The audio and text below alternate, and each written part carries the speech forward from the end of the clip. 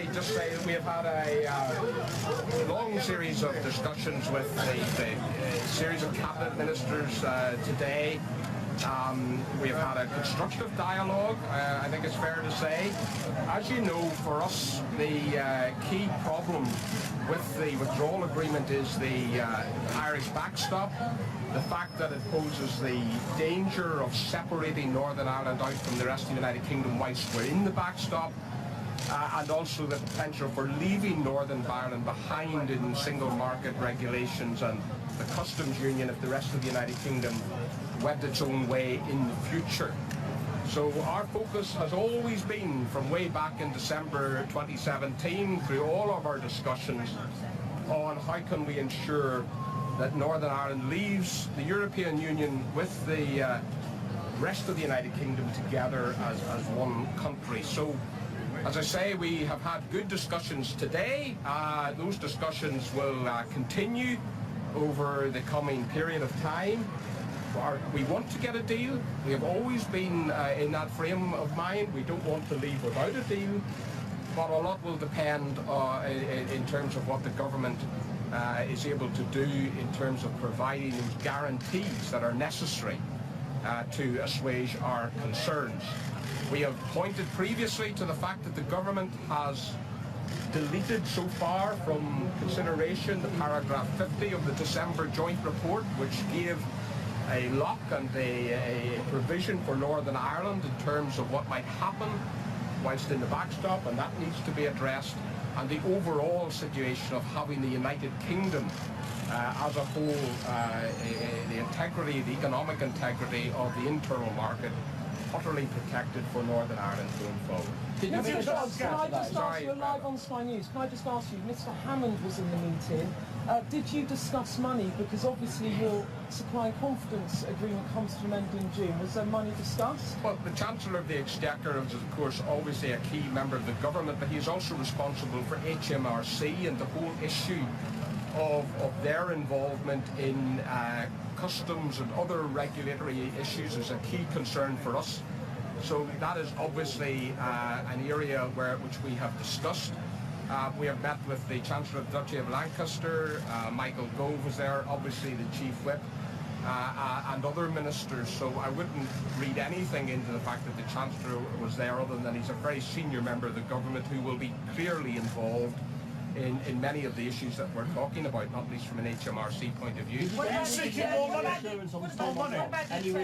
Well, I think that what we are doing is continuing to discuss that issue, continuing to discuss how that can be actually provided for, how we can protect the internal market of the United Kingdom, because there's an awful lot of emphasis on the internal market of the European Union, the single market.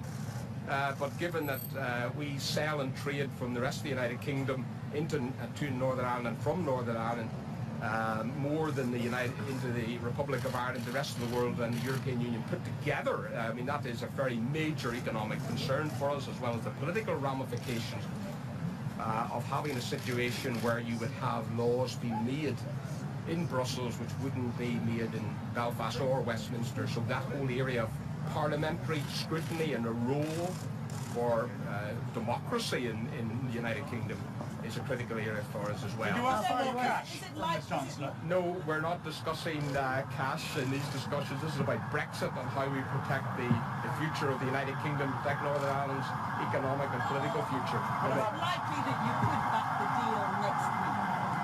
Well, we have always said that we want to get a deal, but it has to be the right deal. We were very disappointed that when the Attorney General made his statement to the House on Tuesday that he wasn't able to indicate any change and that the Prime Minister's documents that you brought back weren't sufficient, but we did say that you hadn't made sufficient progress. We want to get a deal.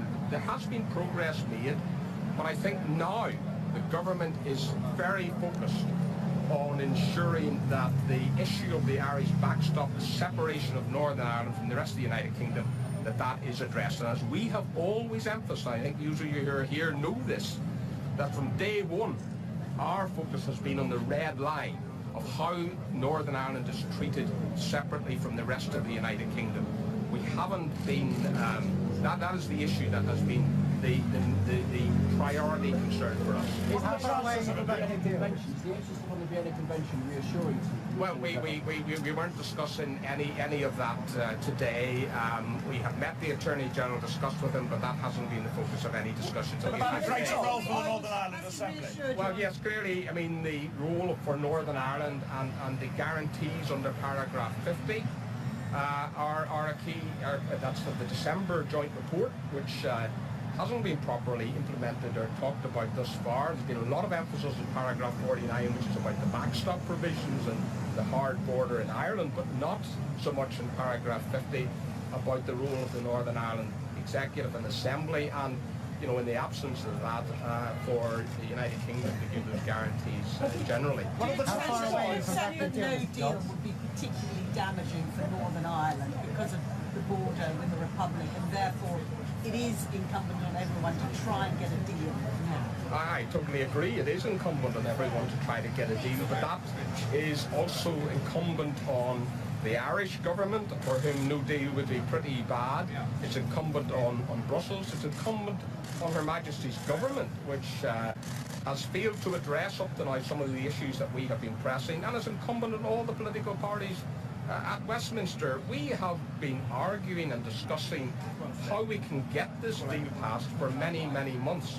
We have never been in the school of those who say that a no-deal Brexit is the best outcome.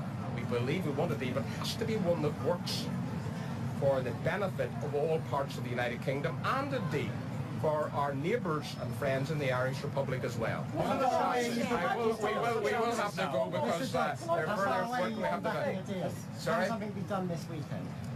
Well, look, I mean, we have to see how far we get. It's what will be decided ultimately on the substance, not on timing, but we're working very, very hard to see if we can get there.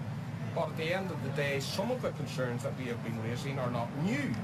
But I think what is new now is that there is a renewed focus in government on ensuring that those issues are addressed. Thank you very much.